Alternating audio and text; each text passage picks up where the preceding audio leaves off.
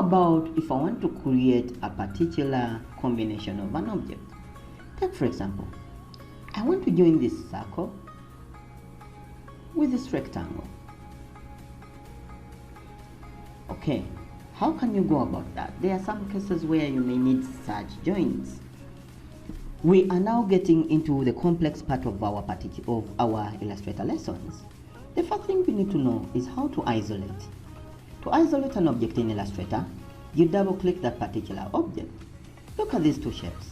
If I double click, you see, I've now isolated a rectangle on layer 1, and you can see the other is grayed out. Alright? If I want to go out of isolation, I just double click elsewhere. Okay, I can isolate this again. Alright, and then I double click. You can see the other yellow is grayed out, and then is now, the other yellow is not as clear as the bright yellow we had, and now you can see we can double click elsewhere. Alright, isolation goes along with groups. To make a group, you go to Object and choose Group. Alright, so now if I apply any change, it will affect the whole group. Okay, but if I want to work on a particular item, I first isolate out of the group. Alright, now I can manipulate one of the objects alone, meaning I isolate the other and work on that particular object. Alright, and then if you want to go out of the group, alright, or ungroup, you go to Object again and choose Ungroup. And I've ungrouped these two. So right now, I can easily manipulate one of them.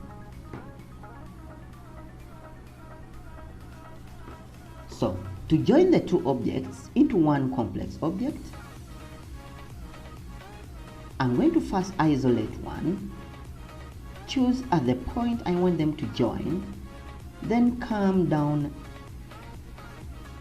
at the eraser tool, or what looks like a rubber,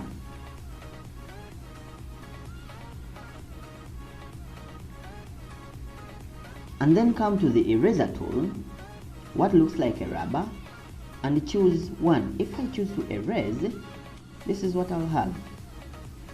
So that's the eraser. It has not cut out, but I have two objects, but it has created a border for me. That won't help. It has created a stroke for me, and that won't help. Okay, let's see the other. We have the knife. Let me get to the scissor later. I cut out, alright. So it has created the shape, alright, but the shape is still grouped. I can go to, group, and when I check, there is no group that is actually created. Alright, so that won't do for my case. But however, I can isolate one other side, and work on that. And that won't work for my case. So the scissor will cut a particular line or path. So I click and cut that path. Remember, I'm in isolation, that's why I can't by mistake cut a path on the circle. So I click and cut that part. So we have two parts. We have this part and this other part. Those are two different parts. This part, if I decide to change the color, alright, you can see it's different from this part. Now this line that is cutting through is the one that is binding this corner and this corner at that particular angle. All I want is to remain with this part, so I select the other part in blue and press delete. I've deleted that part. Go out of isolation, isolate the ellipse, get the scissor, cut off that point, and cut off this point. Now, you mind, these points are close to the points that create this object. So make sure you cut precisely on that particular point. So I click and delete this part. Alright, so what do I have to do? I need to drag and select the 2 points here. Then Object, Path, Average, to make sure that they are at the same point. You can see it has shifted. Object, Path, Join. Alright, then go to the other point. We don't need to leave it hanging. Object, Path, Average, both. Alright, object, path, join.